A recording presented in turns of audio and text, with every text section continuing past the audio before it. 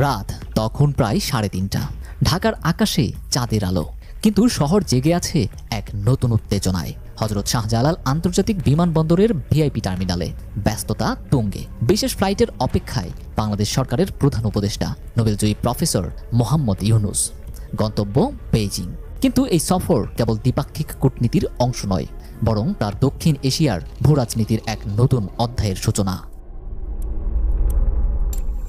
গত বছরের সেপ্টেম্বরে জাতিসংঘের সাধারণ অধিবেশনে ভারতের প্রধানমন্ত্রী নরেন্দ্র মোদীর সঙ্গে ইউনূসের সাইডলাইন মিটিং হওয়ার কথা ছিল, কিন্তু ভারত সরকারের পক্ষ থেকে নানা অজুহাত দেখিয়ে সেই বৈঠক বাতিল করা হয়। কূটনৈতিক বিশ্লেষকরা তখন অনুমান করছিলেন এই সিদ্ধান্ত ভারতের জন্য বিপজ্জনক হতে পারে। সেই আশঙ্কায় সত্যি হলো। এরপরই শুরু হয় প্রফেসর ইউনূসের আন্তর্জাতিক মঞ্চে একের পর এক কৌশলগত চাল। মোদি যখন ফেব্রুয়ারিতে যুক্তরাষ্ট্র সফরে গিয়ে ইলন মাস্কের সঙ্গে সাক্ষাতের জন্য অপেক্ষা করছিলেন, ঠিক তখনই ঢাকায় আসে এক চাঞ্চল্যকর সংবাদ।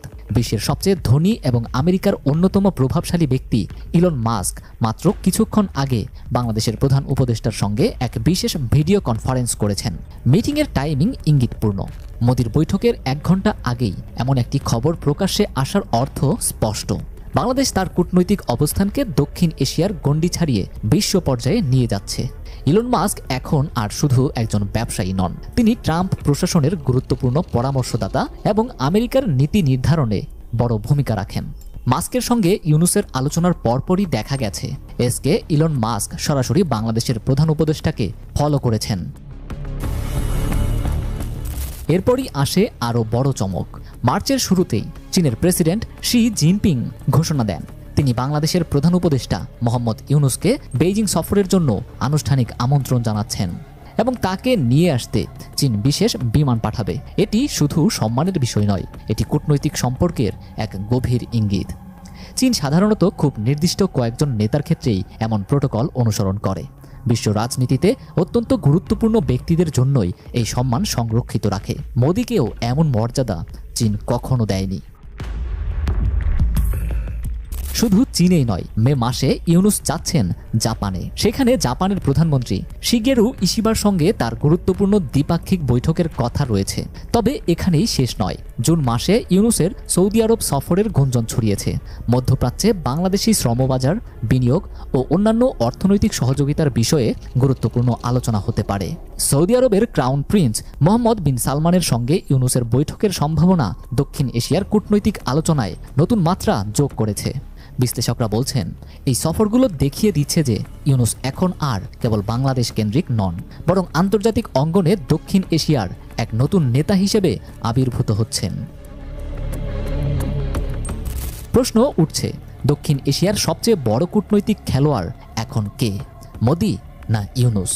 বিশ্লেষকদের মতে ইউনূস তার বিচক্ষণ পদক্ষেপের মাধ্যমে প্রমাণ করে চলেছেন যে সংকীর্ণ জাতীয়তাবাদের ঊর্ধ্বে উঠেই প্রকৃত বিশ্ব নেতা হওয়া সম্ভব। কেবলমাত্র আঞ্চলিক আধিপত্য নয়, বৈশ্বিক স্বীকৃতিই প্রকৃত শক্তি। ভারতের জন্য এটি একটি কঠিন বাস্তবতা। দক্ষিণ এশিয়ার ভূরাজনৈতিক চালচিত্র বদলে যাচ্ছে এবং ইউনূস সেই পরিবর্তনের কেন্দ্রে অবস্থান করছেন।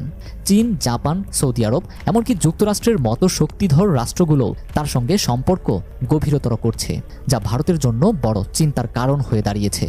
ভারত যদি এই বাস্তবতা বুঝতে দেরি করে, তাহলে তারা দক্ষিণ এশিয়ায় নিজেদের প্রভাব হারাতে পারে।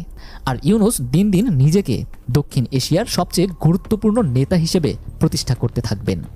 বিশ্লেষকরা বলছেন ভারত সম্ভবত বুঝতে পারেনি যে মোহাম্মদ ইউনূস শেখ হাসিনার মতো নন।